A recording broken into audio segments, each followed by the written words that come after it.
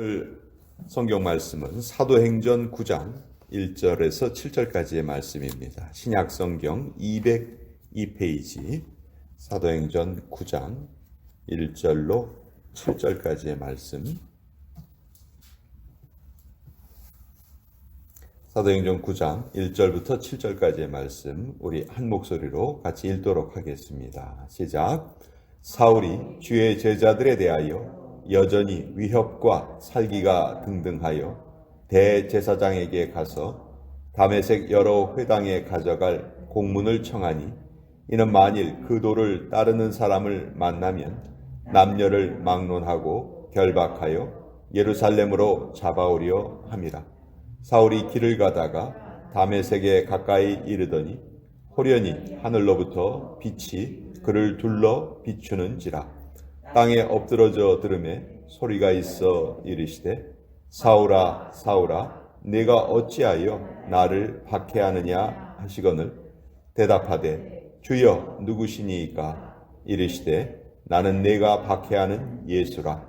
너는 일어나 시내로 들어가라. 내가 행할 것을 네게 이를 자가 있느니라 하시니, 같이 가던 사람들은 소리만 듣고 아무도 보지 못하여 말을 못하고 서 있더라. 하나님의 말씀입니다. 아멘.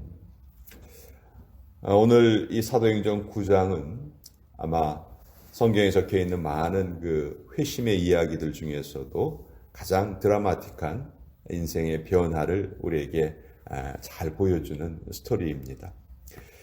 이 사울이란 인물, 우리가 보통 사도 바울로 알고 있는데, 원래 유대인들은 그 당시 로마가 지배를 하고 있었고, 당시에 전 세계를 이끌고 가는 문화가 헬라 문화였기 때문에 유대인들은 보통 이름을 두 가지 가지고 있었다고 합니다. 유대식 이름과 또 헬라식 이름. 그래서 사울의 이름이 바뀌어서 바울이 되었다, 이렇게 알고 있는 것은 사실 좀 잘못 알고 있는 것입니다. 원래 처음부터 사울과 바울 두 가지 이름을 같이 가지고 있었어요. 우리 한인들이 미국에 살면서 한국식 이름과 또 미국식 이름 두 가지를 가지고 있는 경우가 있죠. 때에 따라서 그 이름을 골라서 쓰잖아요. 사울도 마찬가지였습니다. 유대식 이름을 써야 할 곳에서는 사울이란 이름으로 불렸고, 이제 이방인들에게 복음을 전하러 다닐 때에는 그 헬라식 이름을 썼어요. 그래서 사도행전 13장서부터 이제 사울의 이름이 바울로 바뀌어서 나오기 시작하는데, 오늘은 그 사도행전 9장은 아직 사울이란 이름으로, 유대식 이름으로 불릴 때의 이야기입니다. 사울은 일종의 종교 경찰과 같은 그런 권한을 가지고 있었습니다. 지금도 이슬람 국가에서는 종교 경찰이 있다고 해요. 종교 경찰들은 뭘 조사하고 다니냐 하면, 이슬람을 믿는 사람들 하루에 5번씩 기도해야 돼요. 그거 제대로 하는가. 또 여성들은 밖에 출입할 때 늘 검은색 옷을 입고 머리에는 뭐 히잡인가 그런 걸 쓰고 다녀야 되죠. 그거 제대로 지키는가. 또 공공장소에서 남자와 여자가 이슬람 국가에서는 같이 있으면 안 된다고 하더라고요. 붙어 있으면 안 된대. 또 서로 떨어져 앉아 있는가. 이런 거를 조사하러 다니는 그런 종교 경찰이 아직도 이슬람 국가에서는 존재하고 있는데, 2000년 전에 유대에도 일종의 그 종교 경찰 비슷한 권한을 가진 한 사람이 있었는데, 바로 그가 사울이었습니다. 이 사울이 얼마나 이 무서운 권력을 가지고 있었냐 하면, 1절에 보면 사울이 주의 제자들에 대하여 여전히 위협과 살기가 등등하여. 여러분, 살기가 등등하다, 이거 진짜 무서운 표현이죠. 무조건 예수님을 믿는 사람들은 가만두지 않겠다, 잡아 죽이겠다, 이렇게 생각을 했습니다. 그래서 이때 예루살렘에 이제 핍박이 일어나서 스데반 집사가 이제 순교를 하고요. 그 이후에 성도들이 다 흩어져요. 흩어져서 사도들 외에는 예루살렘에 이제 남아있는 자들이 별로 없었어요. 그러니까 그 사울이 어떤 생각을 하게 되냐면, 많은 그 예수님을 믿는 유대인들이 다메섹으로 도망을 가 있었는데, 내가 거기까지 가서 그들을 잡아오겠다. 그 권한을 나에게 주시오. 그래서 대제사장이 사울에게 그 권한을 줍니다. 2절에 보면 다메섹 여러 회당에 가져갈 공문을 청하니 이는 만일 그 도를 따르는 사람을 만나면 남녀를 막론하고 결박하여 예루살렘으로 잡아오려 함이라. 자, 이 권한을 가지고 이제 다메섹을 가는데, 여러분 예루살렘에서 다메섹은요 230km 떨어져 있어요. 그러니까 이게 짧은 거리가 아니에요. 근데 뭐 옛날에 무슨 뭐 도로가 잘 닦여 있겠습니까? 가는 곳곳마다 휴게소가 있었겠습니까? 얼마나 힘든 길이에요. 근데 그 길을 마다 않고 가려는 거죠. 그러니까 이 사울이라는 사람의 어떤 마음을 볼 수가 있죠. 이 사람은 뭔가 한번 하겠다 하면은 끝장을 보는 사람이구나. 예. 사울은요, 그냥 물렁물렁한 사람이 아니에요. 정말 어떤 면에서는 아주 독한 사람이었어요. 그런데 그가 다메섹에 가까이 갔는데 아주 초자연적인 현상을 경험하게 됩니다. 갑자기 너무너무 찬란한 빛이 그를 비추는 거예요. 그래서 사울이 그 빛이 너무 강했기 때문에, 사울은 분명히 말을 타고 가고 있었을 거예요. 또 혼자 가는 것이 아니고 많은 일행을 이끌고 가는 그 대장 역할을 하는 사람이었는데, 너무 강한 빛이 비추니까 거의 말해서 떨어지다시피 땅으로 내려와서 엎드러집니다. 그런데 그때 또 신비한 소리가 들리죠. 4절에 땅에 엎드러져 들으며 소리가 있어 이르시되 사울아 사울아 네가 어찌하여 나를 박해하느냐. 5절에 사울이 깜짝 놀라서 묻습니다. 주여 누구시니까? 그랬더니 그 대답이 나는 네가 박해하는 예수라. 여러분 한번 상상을 해보세요. 이때 사울이 받았을 그 충격.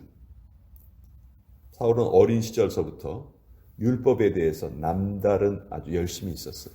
그렇죠? 자기 자신을 소개할 때 나는 히브리인 중에 히브리인이다. 나는 베냐민 지파 사람으로 난 지 8일 만에 할례를 받았다. 나는 바리새인이다. 나는 가말리알 문화에서 율법을 배웠다. 당시 율법을 배우는 사람들 사이에서 사울은요 가장 엘리트 중에 엘리트였어요. 그런데 그런 사울에게 예수님은 자기가 평생 지금 신봉해왔던 모든 것을 무너뜨리는 그런 존재였어요. 예수님은 너희가 믿는 율법이 너희를 구원하는 것이 아니고 나를 믿어야 너희가 구원을 얻는다. 그러니까 지금 사울이 믿어왔던 율법의 체계를 완전히 예수님은 무너뜨리신 거예요. 그러니까 사울 입장에서, 율법을 신봉했던 사울 입장에서 예수님은 너무 미웠죠. 예수님만 미운 게 아니에요. 예수님을 믿는 사람들이 다 미운 거죠. 그래서 그들을 가만둬서는 안 되겠다 이렇게 생각했는데, 자기가 기적을 맛보는데 그 기적을 자기에게 허락하신 분이 바로 예수님이시거든요. 가장 자기가 미워했던 분이 지금 자기에게 기적을 보여주시는 거죠. 그러니 여러분, 이때 사울이 받았을 충격은 정말 그런 거 있잖아요. 자기가 믿어왔던 모든 것이 와르르 다 무너질 때 그 받을 충격, 그런 충격을 받은 거죠. 얼마나 놀랐겠습니까? 근데 예수님은 이때 6절에 뭐라고 말씀하시냐면 너는 일어나 시내로 들어가라. 내가 행할 것을 내게 이를 자가 있느니라. 자, 이걸 보면요, 사울이 예수님을 알기 전에 이미 예수님은 사울을 알고 계셨던 거죠. 그를 향해서 특별한 계획을 가지고 계셨던 거예요. 저는 우리 모두가 다 마찬가지라고 생각합니다. 지금 예수님을 믿는 우리 모두는 다 우리가 주님을 알기 전에 주님이 창세 전부터 우리를 아시고 우리를 선택하시고 또 우리를 향한 특별한 계획을 가지고 한국 땅에서 미국 땅으로 보내주신 거죠. 우리는 정말 그런 아주 특별한 존재라는 그런 인식이 있어야 돼요. 사울은 이때 너무 큰 충격에 빠져서 3일 동안 먹지도 못하고 마시지도 못하고 눈도 보이지 않는 그런 상태에서 정말 인생의 가장 큰 변화를 경험하게 됩니다. 아마 그 당시 전 세계 사람들 중에서 예수님을 가장 믿지 않을 사람을 뽑으면은 아마 1등이 사울이었을 거예요. 다른 사람 다 믿어도 난 안 믿는다. 그 사람 1등이 아마 사울이었을 거예요. 근데 그 사울을 하나님이 변화시키세요. 복음이 변화시키지 못할 사람은 없어요. 미션 바라바라는 그 영화가 있었어요. 1993년도에 실제로 있었던 일인데 일본의 야쿠자 2인자가 그 사람과 몇 명의 그 야쿠자들이 예수님을 만나서 완전히 바뀐 이야기예요. 이 사람들이 다행히 부인들이 한국 부인들이었어요. 이 한국 여성들이 예수님을 믿고 그 남편을 위해서 기도하기 시작해서 그 남편들을 야쿠자들을 실제로 변화시켰어요. 그래서 이들이 고백을 합니다. 이제부터 나의 오야붕은 예수님이십니다. 그리고 그 사람들 중에 한 사람은 목사님이 됐어요. 그 5명의 그 남자들. 그래서 너무너무 유명한 스토리라서 영화로도 만들어졌는데 예수님께서 변화시키지 못할 분은 변화시키지 못할 사람은 이 세상에 아무도 없다.